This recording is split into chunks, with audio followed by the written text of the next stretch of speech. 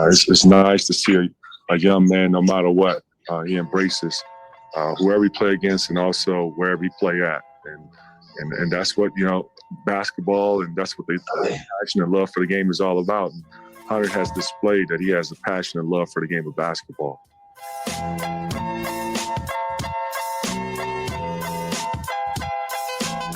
Juwan Howard talking about the big man Hunter Dickinson, who's going to be, on display at the Chrysler Center late night hoops as Michigan entertains number 3 Purdue for the second time in 5 days.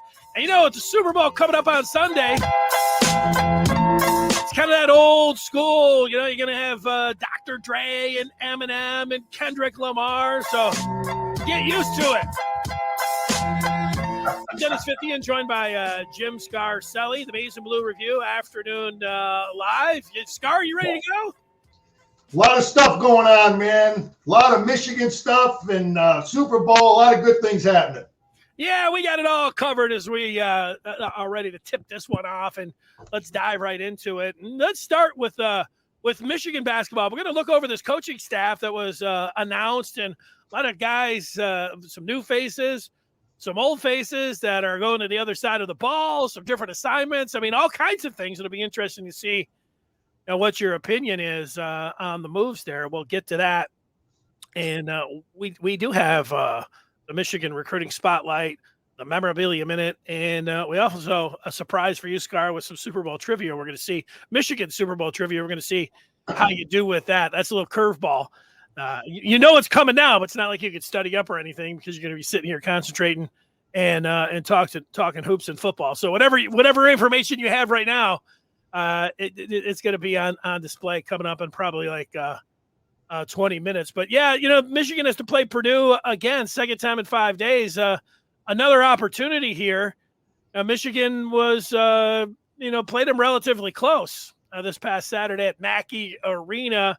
And Michigan's still in search of that signature win and, being able to take down the number 3 team in the country. That would do it, Scar. Yeah, look, we went out there and competed and, played a decent game, made a few mistakes down the stretch, had a chance to win that game. We can compete with them. We've got good players. They are the best team in the Big Ten, in my opinion. They've got it all. They've got shooters. They got low post offense, defense. They got great bench. They're the best team, in my opinion. But I think we got a chance. We're at home. Let's take advantage of our home crowd. Let's shoot the basketball like we're playing at our home court, which should be an advantage. But my game plan, when Edey's in the game, let's bring him away from the basket. I think bringing Hunter away actually helps us when he's in the game, Edey, because Hunter really, it can exploit him a little bit, his lack of mobility away from the basket. And Hunter, I mean, obviously we all like Hunter to have his low post game going, but he had a hard time scoring against Edey on the low block. So I would bring Hunter away when Edey's in the game. When Travion's covering Hunter, that's when I would look to go back down to the low post when Edey's out of the game, because I think Hunter can get the advantage on Travion or Diabate. I would post up. I'd bring Edey away and try to post up Diabate on whoever's covering him. But that would be a big part of my game plan. We got to do a much better job against Ivy defensively. We were terrible. We got to do a better job against him. He was taking it to the hole. I would maybe consider trying Frankie Cox, someone more athletic that can stay with him. And we got to know where that shooter is, Stefanovic. That kid that's probably the best 3-point shooter in the Big Ten.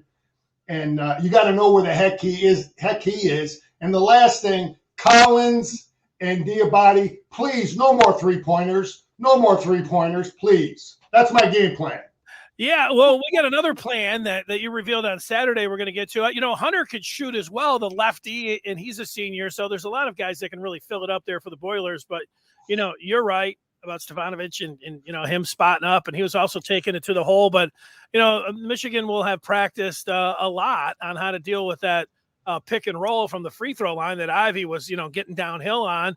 how Michigan's going to, deal with that, switching or going over the top, or, Ivy gives a lot of teams problems, but, that'll be the number one thing that Michigan will work on. And we know they've tried a lot of different defenses, and they had a little success with that full court pressure. And Matt Painter will have his troops working on that, no doubt, heading into tonight's game. But Scar, you mentioned, your plan for tonight's game. You also had put out your plan on Saturday for Michigan to make the tournament. We're down where it's 9 games to go, and it's the Scar plan. And for those that missed it, I took the bulletin, the bullet points here, and put it down for the Scar plan for Michigan with the games they have remaining. Here's what they need to do to get into the tournament, Scar. They need to win this month's games, the remaining home games. And they've got tonight against Purdue, Saturday against Ohio State, then they play Rutgers and Illinois. Those are 4 games. You're saying, hey, protect your home floor. If they're able to do that, and then you see the second bullet point there, steal a road game at Iowa. If Michigan follows the Scar plan here, that would have them going 5-1 for the rest of February. That would put Michigan at 17-10 and 11-6 in the Big Ten heading into March, with 3 games left in the regular season. And those March games, they've got 2 home games there, Michigan State and Iowa, and then a regular season finale at Ohio State. Scar, if they follow your plan, they're going to be looking good. Listen, I honestly believe it is not a stretch for Michigan to say, win your home games. Those teams aren't great teams. Iowa, Michigan State, Purdue. This would probably be the toughest of all of them, is this game tonight at home. But we can win all of our road games, all of our home games. All of our home games. There's 6 of them, and we go on the road 3 times. So, yeah, and if we can steal one of those road games, because I don't think Iowa's a great team. They're okay, but I would stick to it. Win our home games, shoot the ball on your home court like you're supposed to, and just play smart. And let's have a good stretch like we're capable of, like we went down, like we played when we went to Indiana, like we played at times against the first half against Michigan State. Let's do that. Have a complete smart basketball team. We got a chance. Well, there you go. And you have it laid out there if you're looking at it. Those home games, number 3, Purdue tonight, number 16, Ohio State on Saturday, and then Rutgers, beatable, Illinois. They're ranked 13 right now. Tough, but you are at home, and that's the part. You are talking about steal a game at Iowa. If they can get close to the Scar plan, I think they put themselves back up. Like right now, they're in consideration to be a first 4 out. Or the next 4 out after the first 4 out. So they're like, in double digits looking at, trying to get on the bubble. But if they follow the Scar plan, they can get right back on the bubble heading into March. So we'll see if they're able to do just that. So Scar, a lot of news when it comes down to the Michigan football team and the Wolverines. We had talked about the possibility of getting a new defensive coordinator, and a name that you knew, Jesse Minter, who was defensive coordinator at Vanderbilt, who came from the Ravens down to the Commodores there. And his dad was a longtime head coach at Cincy. He is the guy, and he's the defensive coordinator. But a lot of different things to talk to about this staff. But let's start you out there, because you were people that have watched this afternoon live when you've joined us during the season. I don't know about you really liked what Mike McDonald brought on the defensive side of the ball as defensive coordinator. Now, when you look at Minter and you look at his resume, what kind of transition do you think this is going to be for Michigan? Yeah, Danny, I want a defensive scheme coordinator that can stop everybody. It isn't just focused on stopping spread. It isn't just focused on stopping the Iowa stuff, the Wisconsin stuff, the Air Force Academy stuff, the ops. You got to be a good coordinator, a good defensive coach can stop everything. And that's what I really like with what McDonald brought in. We were We were good against the Ohio State spread. We were good against the Wisconsin stuff and their 3 tight ends. We were good against Iowa and their zone. We could play against everybody. So that's what I like. The foundation is set. Jim just simply plugged in another guy. It'll be the same terminology for the players. Nothing's going to change for the players. He just like when I played, we talked about it. Jim Young, Bo's first coordinator, McCartney, Moeller, McCartney, back to Moeller. They all ran the same stuff. You plug a guy in. But this kid, I never met him, but I did get to know his dad years ago. His dad was a great defensive coach. He became the head coach at Cincinnati, longtime college coach. Dad was a great guy. I worked the Michigan camp with them together. I think him and John Harbaugh worked together way back in the day. I think that was that connection. But Dad was a great coach. The kid has been grinding, paying his dues. The kid come out of his womb coaching defense, understanding defensive football because he's been around it his whole life. He's worked with a lot of great people, a lot of smart people this kid has worked with. I call him a kid, but he's a young guy, and he's worked with a lot of great people. If you check his resume, the guy at Vanderbilt last year is a really, really good defensive coach. The time he spent with Baltimore under Wink and with McDonald, those are really sharp minds. But I like it that I know our structure is going to stay the same. We're going to be a 3-4 team against certain teams. We'll be a 2-4 team against the spread. The good thing about sometimes, Danny, sometimes change with the guy making the decision, calling the defense or calling the offense like we're going to have. Look, our structure is going to be the same, but he's going to have his little tweaks of what he wants to do in certain situations that might be different than McDonald. So whatever these guys, the opponents figured out about McDonald, which I don't think they could because I think that was one of his strengths. He always did different things. This guy will, he'll have his little tweaks that the opponent has to figure out in terms of tendencies and those kind of things. But, I think that, in general, we're going to play good run defense, good pass. You got to be able to do everything. A good scheme does everything. And, but I like that the terminology will stay the same and the kids just simply have to get used to a new coach. I'm trying to see. I'm thinking this new coach, Denny. From when I'm looking at it, I think he's going to coach the outside backers, the Hutchinson, Ajabo position. Brendan McGregor. I think he's going to coach them. I think Elson's going to have the inside guys. I think the way it looks like Clinksdale and Jay Harbaugh are going to coach the secondary, and Hilo's got the inside backers. I think that's how it's going to be divvied up. Okay, and you know what? You call Minter a kid. He's going to turn 38 here in a couple months. McDonald, he was 33 when he got this job. I don't know what you'd call him. But you know what?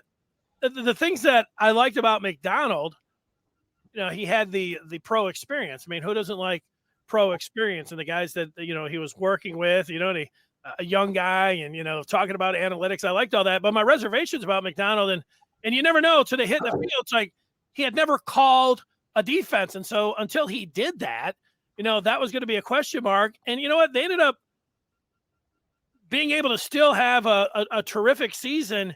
And yet up at East Lansing, they got outmaneuvered defensively with those wholesale changes and, everything getting sped up there in the tempo. I mean, that was, I don't know how many reasons you would put down on why Michigan, ended up losing that game. Kenneth Walker, was terrific. But, part of it was them being outmaneuvered and outcoached there. But they were able to obviously bounce back and they won the Big Ten. But if not for that, we might be talking about, Michigan got outcoached there. But, the thing I like about Minter with the pro experience and that, he worked with McDonald and, they were with the Ravens. So those concepts and everything will be familiar with him. Here's a guy that's going to be 38 years old, but he's got, 7 years already, 1 year in the SEC and, at Georgia State. I mean, this guy's Indiana State. He has been a defensive coordinator for his age, I guess I bet you'd be hard pressed to find somebody that had the kind of experience that Minter has at his age as a defensive coordinator. Yeah, he's fairly young and he's got some experience. He was a coordinator at Indiana State, so he had, and I think maybe even at Georgia State, his dad was an assistant with him there. But Denny, why I think you're seeing, I think so much more pro college guys going back and forth, especially defensively, is because the pros are starting to run a whole lot of the college stuff offensively, and I don't think a lot of them pro guys really knew how to defend a lot of it. A lot of the spreads, especially if you look at, teams like the Ravens and teams like Kansas City, and especially, you got Arizona. I mean, that's Clint Kingsbury. That's the stuff he ran at Texas Tech. And a lot of them old school pro guys, they didn't know how to defend it. So that's why you're seeing, I think, so many college guys that are going up and down and all over the place. But I am so fired up about this hire. I know, Jim knows what the hell he's doing. He's gonna plug a guy in, run our same stuff, a good, sound, solid guy, that is him and Clinksdale though are gonna be together on this thing, and that's great. We're not talking about that as much. He's gonna have, I know I was a head coach. I was a coordinator for many years, but I was a head coach at times, and I had my top guy. And we would talk, and you together you come up with your game plan. And it's never ever did we have, you decide on how you're going to defend certain teams. This is what they do, and you got all these analysts, and they say this is what they do from this formation, this personnel they like this. We got to defend this. We got to stop that. And we got to give them different looks. And together you devise your plan. So him and Clinksdale are going to be a great team, and we're going to just be up and running just like we were. We'll have a year under our belt running. The kids will run the same techniques, the same stunts, the same schemes. We'll have another year of perfecting it and getting better at it. So I'm fired up big time about what I'm looking at, what you got posted up there, that defensive staff. And they still got my old buddy Doug Mallory over there as an analyst. Great defensive coach, former. Let me ask you some questions here while we have that up there. You mentioned Klink and Hilo. Hilo stays in the same spot. So does Klink. Mike Elston comes in. So you see the defensive line. He is also, Elston, going to be the recruiting coordinator. Now, having a position coach that's also the recruiting coordinator, they do have people, like that will help him out administratively. But what do you think of the task of Elston here, not only being the recruiting coordinator in defensive line? Is that too much to bite off as a position coach, or do you like that? Denny, I am a little confused about what for Jim to put that title on him, because the NCAA allows you to have somebody as your recruiting coordinator who was a non-coach.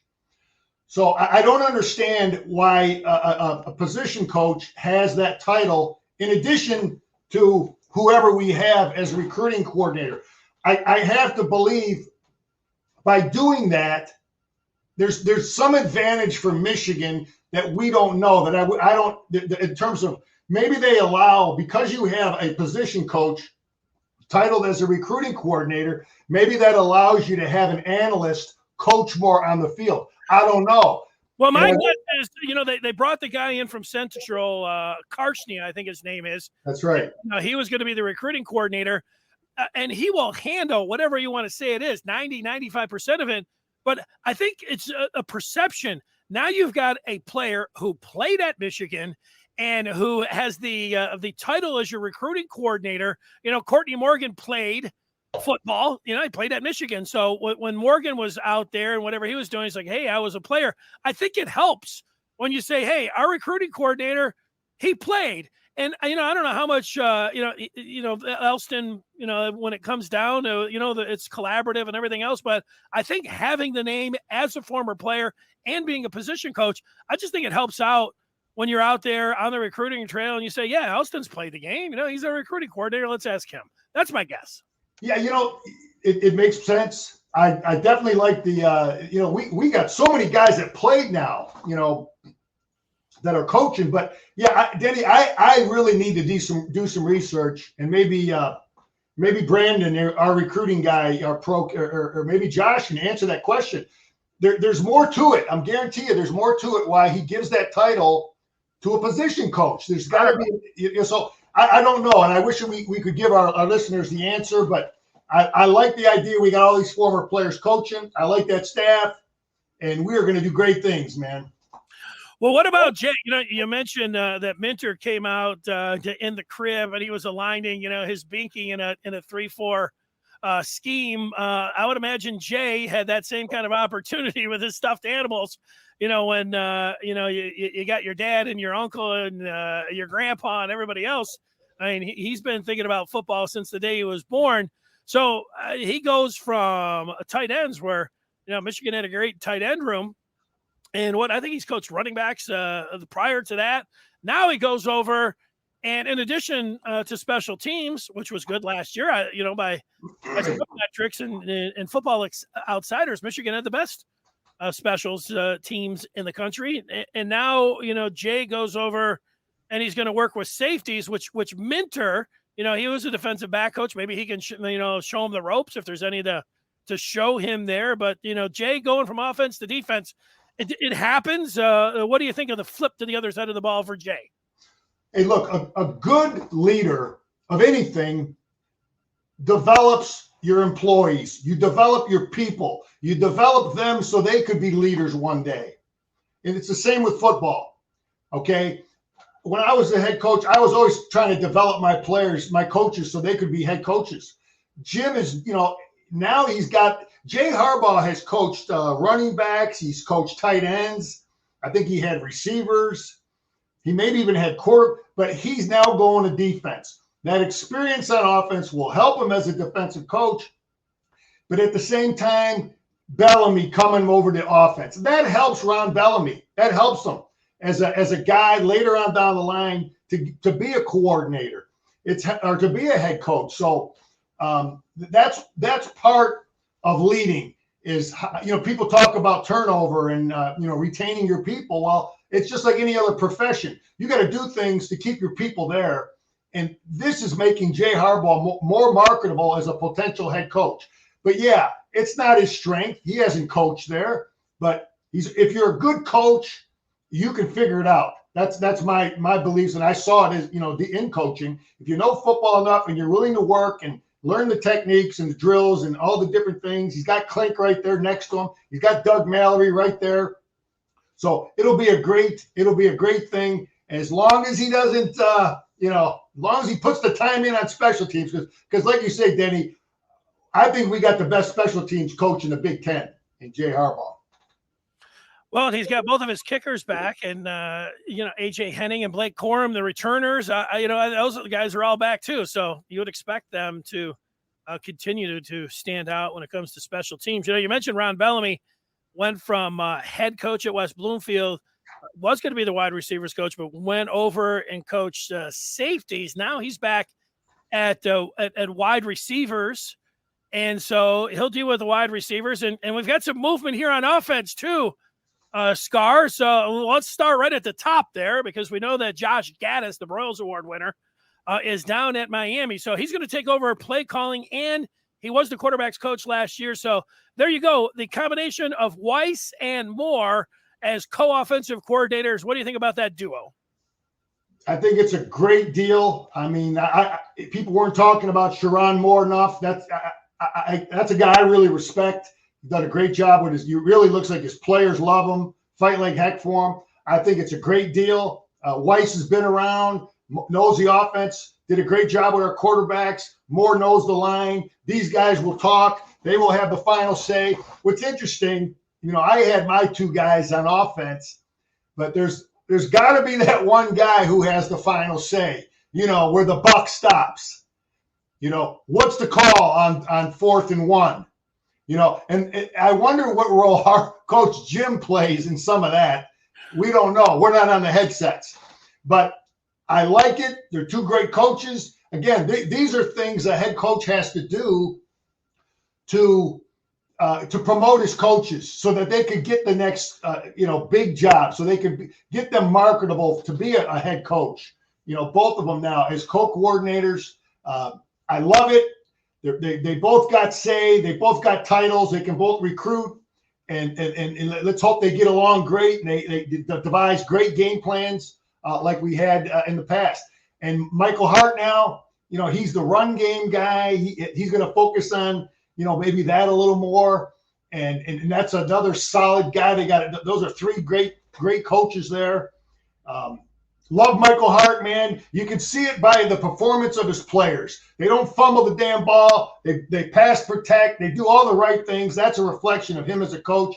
Bellamy coming over now he played at Michigan when he played receiver. I think he may have played defense for a minute too, but he's now got experience he's going to coach the position. He played, and he's a great recruiter, great coach. Players love him. So that's a great move. And you got the big kid, Big Grant coming over. Grant Newsome was a great player. He was a real good player. That kid would have played a long time in the pros. Big athletic kid. And he had that terrible injury. And they actually changed the rule now, Danny, where you can't do what that little defensive back did to him. I don't know if you remember that play. Yeah, they were engaged and he chopped him, right? Yeah, he chopped out his knee. Grant's 6'7". I mean, it's terrible what happened to him. But this kid, Jim said, okay, Grant, you can't play. And he went through that big surgery and all that stuff he went through. And Jim was staying with them and the team was staying with them. And he said, okay, you're going to coach. And apparently he got the coaching bug. And Jim and the staff was working with him, developing him. And after a while, they're like, hey, this kid can coach, man. He can talk to these kids. The kids like him. He can recruit. He knows technique. He's been there. He played.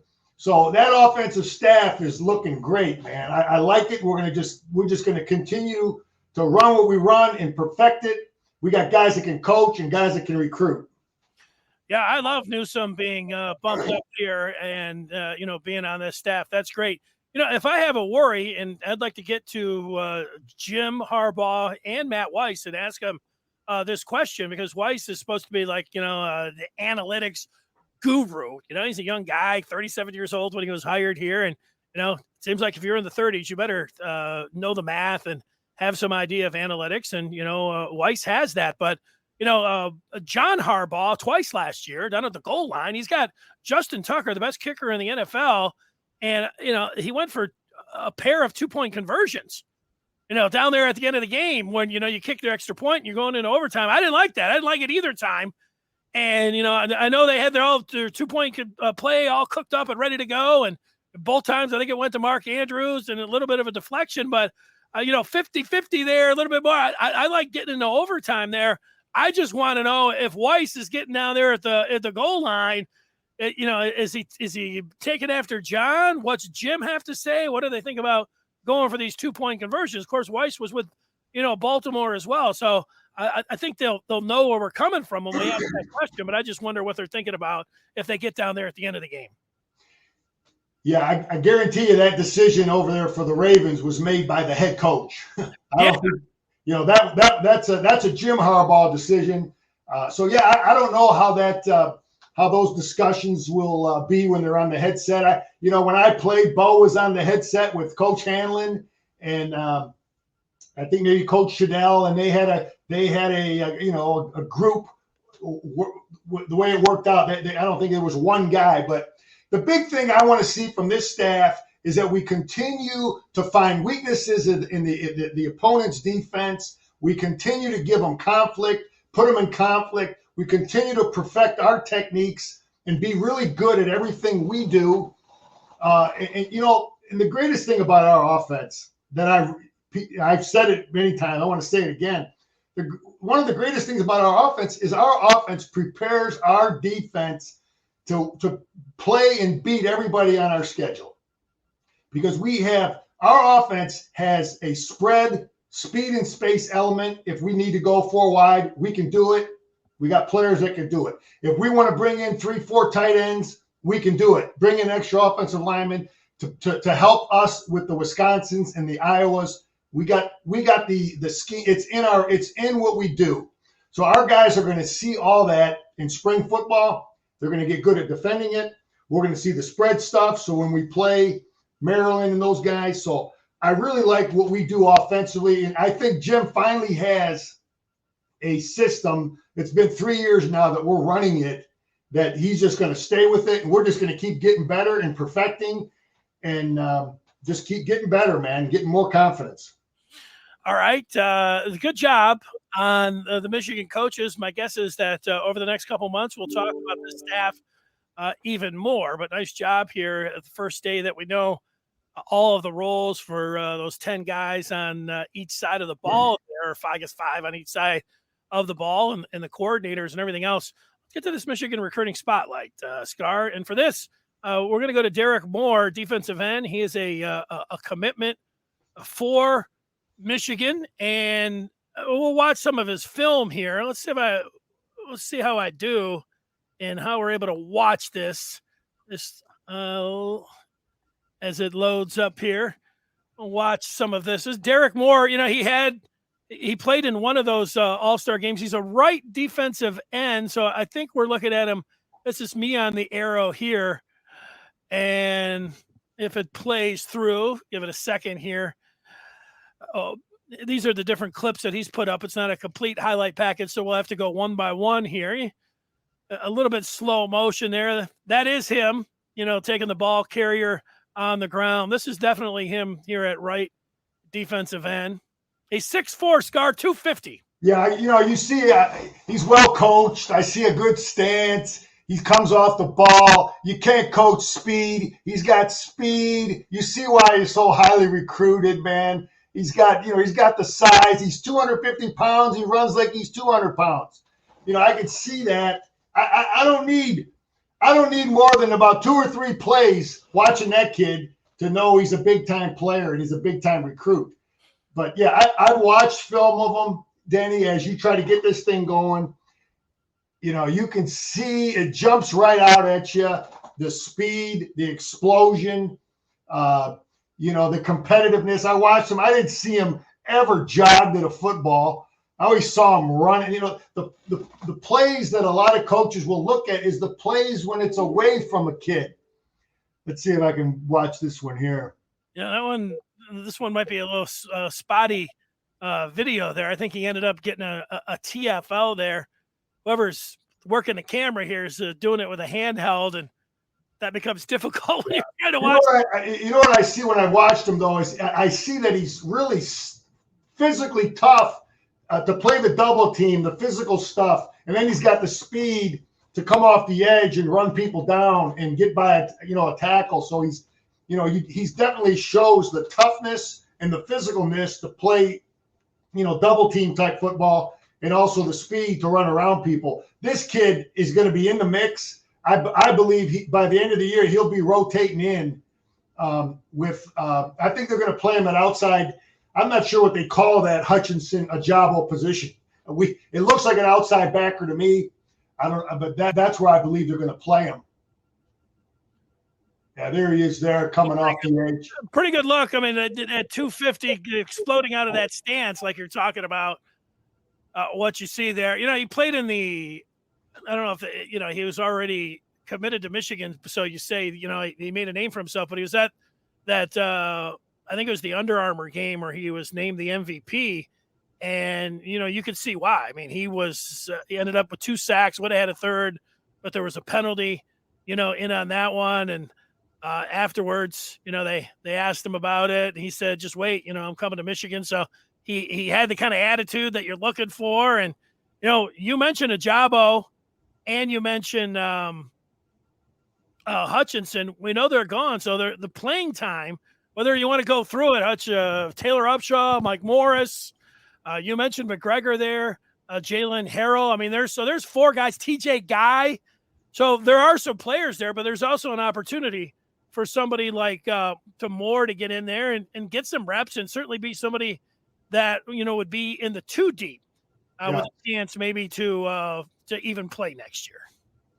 Yeah, when you look at him, Danny, there's certain things you just can't coach, man. And that's why Ojabo, who doesn't play the run very well, who hasn't played a lot of football, is so high on everybody's list because he's got that first quick step. He can get outside of a tackle. He can beat a guy with those first 2-3 steps. Some of that stuff you just can't coach. He's got that kind of acceleration. People talk about the 40. Well, there's the Von Miller didn't make all his money running 40-yard dashes. He can beat an offensive tackle off the ball, and that's what we got here. They'll drop, they'll drop him in coverage a little bit. Yeah, but he's definitely got. You mentioned 4 names that I think are all good players, so I think we're in good shape at that position. And they'll be now a second year running the system. Guys like McGregor, some of the names you mentioned. I feel confident in them. I watched them play. They're big, athletic kids. They need more reps, and they're gonna get it this year.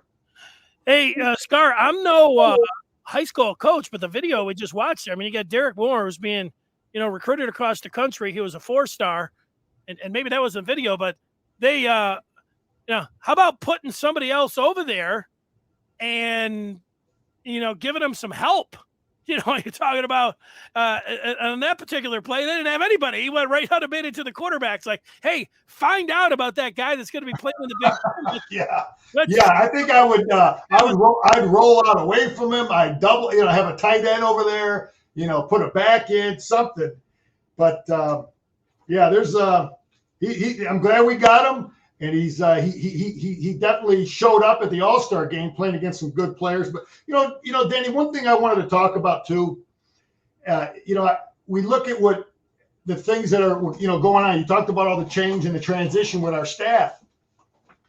This is the stuff that really is number one, I think, for a coach, a head football coach. These are the things that I think separates Nick Saban from everybody else. Because Nick Saban, since he's been, at Alabama, he doesn't have the same staff ever year to year. He loses guys all the time. He's gone through more coordinators because they get better jobs. They go from a position coach to a coordinator, someone else. They get a coordinator, they go head coach. So he's making changes all the time.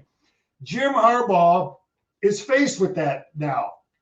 I think a good coach, and I was on the high school level, but I always had a Rolodex. You always got to have guys because you're going to lose coaches. They're going to have this, that, or whatever. And I think this is really where Jim is going to be tested in terms of how do you make your changes? Who do you plug in here? You lose Gaddis. What do you do? You lose McDonald. What do you do? That's the stuff Saban just blows everybody away with. And Jim now, he's got to do the same things. And I think he did. I think he did a great job moving his pieces around on the chessboard. And this is the stuff that makes or breaks you. And I just want to talk briefly to Denny about losing Josh Gaddis and about some of the stuff that we heard. And I'm going to say this. If Jim would have left, in my opinion, I don't think anybody on our staff was ready or even worthy because we have not won enough. No one. When Michigan is winning, and when we get to the point where we're switching off with Ohio State, maybe 50-50, and beating Michigan State on a 75-80% of the time, then maybe when Harbaugh leaves, we can take a guy from within. But I don't think anybody on our staff, in my opinion, was worthy and ready. I think all the guys that want to be head coaches that are on our staff now, apparently that was the problem with Gaddis wanted to be the next head coach. I would say go prove yourself as a head coach at a school like Marshall, at a school like Akron, at a school like New Mexico. Go prove yourself as a head coach, because I don't think Michigan, where we are right now, we don't need to be rolling the dice on guys that are unproven. So I just wanted to give you my opinion. I think Gaddis probably had a talk with Ward, and Ward said, maybe you're not the guy we're going to look at if Jim leaves. So he got maybe his feelings hurt, and so he's down there now. And it is what it is. But if you really want to be a head coach, go prove it, man. That's just my take on it. And when Michigan gets to the point, like I say, where we're winning and rolling, then maybe, Jim and Ward can pick the next guy. But one championship ain't enough. Good thoughts there, Scar. Now, here's the curveball for you. I've got some Michigan Super Bowl trivia for you. We've got some real tough ones and then some that you might be able to get. So we'll just run through a few. I mean, these are the kind that you either know or you don't. So there's going to be some real tough ones that that takes like the Uber expert to get. So don't feel bad if you don't get one like right off the bat, like this one right here, Scar. This is a very difficult question. I'll read it off there for you if you can't see it. Who was the first Michigan Wolverine to score a touchdown in the Super Bowl? God, no multiple choice, huh? Nope. I'm thinking maybe Jim Mandich, but that's probably too late. Jim Mandich is a great guess because he did play for the Dolphins and was in there and did play in some of those early Super Bowls. I'm looking, this is a sneak peek at the thread on the Den for the Maize and Blue review. Here was somebody that guessed Rob Lytle. That was a good guess, but that was incorrect. Here's the correct answer from Wolverine Knoll. Mike Bass. Mike Bass was born in Ypsi, and then if you look through this, scored for the Washington Commanders. They were called the Redskins way back then. The only touchdown in Super Bowl VII. He scored on a 49-yard fumble return, halfback at Michigan in the 60s. Oh, that was on the Garrier Premium Pass, huh? There you go. Now, here's the next one, Scar. And you get one here, you're doing well. You got Joe Burrow, Joey Ice, playing in the Super Bowl on Sunday. He's got a chance because he won the Heisman Trophy. And if he wins the MVP, he'll be joining exclusive company, the Heisman Super Bowl MVP Club. There have been 4 players in the history of the NFL to win a Heisman Trophy and a Super Bowl MVP. Can you guess one? Well, Desmond. Correct. And I think Roger Staubach, right? Roger Staubach is correct. Nice job. Hang on. Just let me think who else. Oh, man. Well, yeah, those two come to mind real quick. Well, that was good. Let's see if somebody on the there was somebody that was weighing in on Gaddis. Here's somebody that said Jim Plunkett, Marcus Allen, Desmond, and then he mentioned Tony Dorsett, which was incorrect.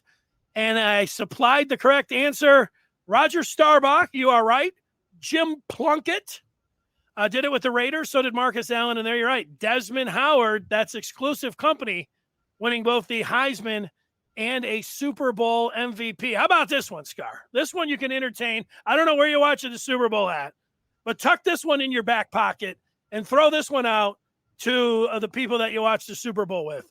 4 colleges have produced a Super Bowl MVP and a U.S. president.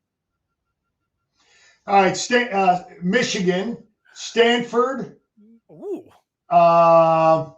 Is that? Let's see. I think Michigan. You are correct. You've got half of them. You're already good, Scar. Okay. So, I mean, at first glance, I thought Big Ben was one of them because Benjamin Harrison went to Miami of Ohio, but Big Ben did not win the MVP. He won 2 Super Bowls, but was not the MVP in either of them. Is Navy's one of them? Navy is one of them. So you're doing great. Here is, and this one really gets you here as of late because you got Michigan with Gerald Ford and Tom Brady, Jimmy Carter and Roger Staubach. Stanford had Herbert Hoover, get a dam named after him, Elway and Plunkett, and then the University of Delaware. No kidding. That's new. Yeah. Okay. I should have saw that one. Well, that's a tough one. You don't think about Joe Biden. I didn't know where Joe Biden went to college. I don't know if anybody knows that, Joe Flacco went to Delaware. So that's a tough one. All right, here's I'm going to give you 2 more, Scar. All right. This one, what former Michigan running back He finished third in the Heisman Trophy balloting, holds the distinction of being the first player to score a touchdown in both the Rose Bowl and the Super Bowl. Wow. Michigan running back. Oh, man, that's not that might get back to man, that's not Tyrone. That's not is that Bell? No, is that oh man. It's not Lytle, huh? It is Lytle. Rob Lytle is the correct answer. He did it for the Broncos. Yeah, the Broncos, yeah. An All-American in every sense of the word. He scored the only touchdown for the Broncos in Super Bowl 12. That is XII. So here's the last one, Scar, and I'm gonna. Hey, Danny, you're just ignoring this compliment I got from old Irvin over here. He says I'm a legend. Hey, you know what? I'm the one that put it up there, so I agree with him. All right, well, this is a two-parter, Scar, and I feel like you're gonna. Hey, Danny, actually, I met Gerald Ford, shook his hand. He came to. I would guess that many. He probably came for many, many years. He would come to practice and speak to the team. And I remember one year, the first time, practice was getting ready to wind down. And I noticed there was a bunch of guys. It was maybe, it was during the season, and it was, not that cold outside. And I noticed a bunch of guys kind of surrounding the field with big trench coats on. You don't think about it. You're practicing. You don't know what the hell's going on. But why are these guys, there's a lot of them, 10, 12 of them with trench coats. And then when practice ended, Coach Bo called us up and, I got a special guest for you, going to talk to you briefly. And it was Gerald Ford. So then I made the connection that was, those were all Secret Service guys. And but yeah, he did speak to us, and I met him actually another time, another function. But yeah, he didn't forget where he was from, man. I like it. How about that? Scar and the press. All right, here's one, the two-parter for you. To win it all, we need a school and a pretty close to accurate quote from you. Jim Harbaugh coached in Super Bowl XLVII. Super Bowl 48, that's also known as the Harbaugh Bowl. After losing to this school as a senior in 1986 at Michigan, what did Jim Harbaugh say about his next game? So we need the school that he lost to, and then a pretty accurate quote on what did he say next. Go ahead, Scar. Well, they only lost 2 games in 86. They lost to Minnesota in the regular season, and then they lost to Arizona State in the Rose Bowl. So the question you're asking me about his quote. And the school that you mentioned 2 there. What school did he lose to? And then what did he say next? Oh, man. I'm trying to think of a typical Jim Harbaugh quote. We beat Ohio State. We lost to Minnesota. Minnesota's correct. That's okay. I probably said we're going to beat the Buckeyes. We're going to the Rose Bowl, something like that. Okay, now let's see. Now this is going to come down. It's going to be a little subjective.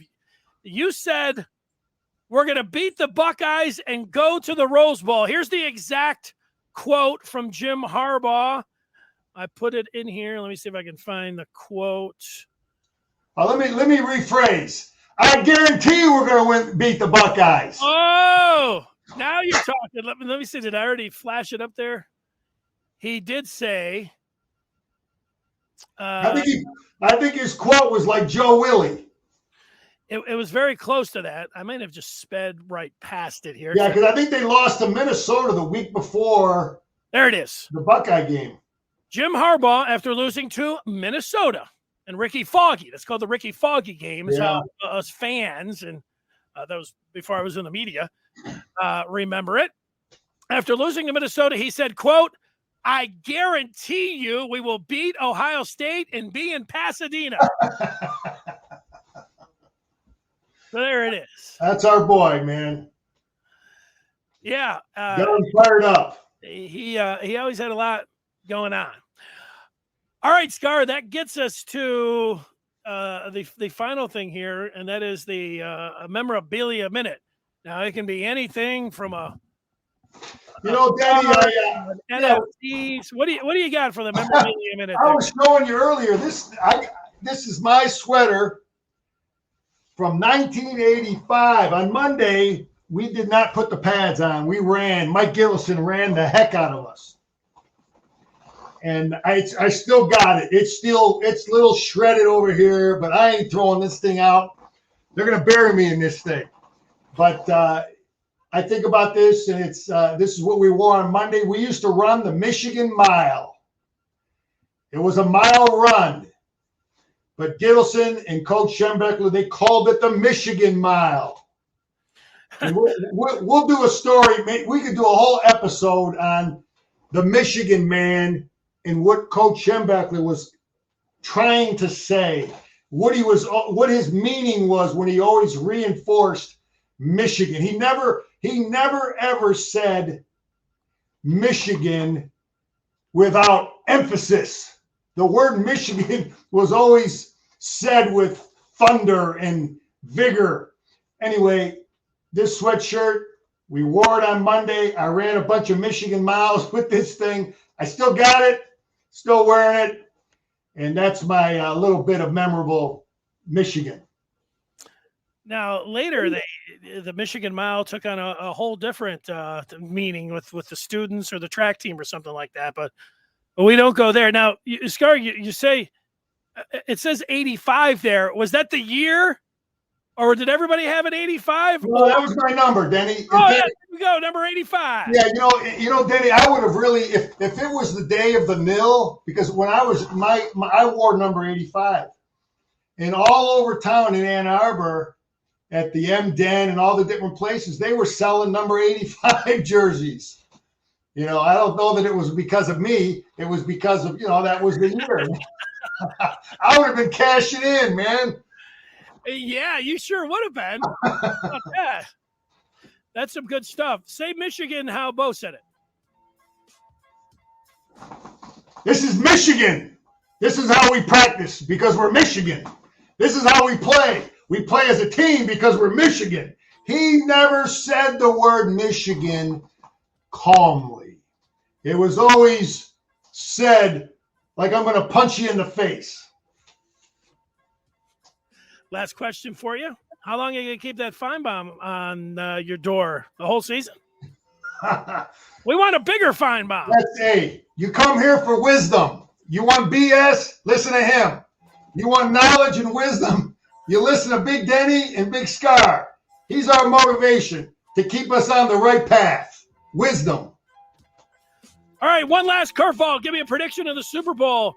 The Rams taking on the Bengals. About 6:40, they'll kick it off. Scar, who you picking? I like both coaches, both teams. I like the quarterbacks. I like Stafford. I love him. He was a great role model in our community. But I think that the difference in this game is going to come down to Joe Burrow's ability to convert a few more third downs because of his feet, because of his young legs. It's going to be a close game. Both teams are well coached. They run the same stuff offensively. They know each other really good because both coaches coach together. Joe Burrow's legs are going to be the difference. I actually got my bet in money line, Cincy. Nice. All right, Scar, enjoy the game. Go Blue. There he is.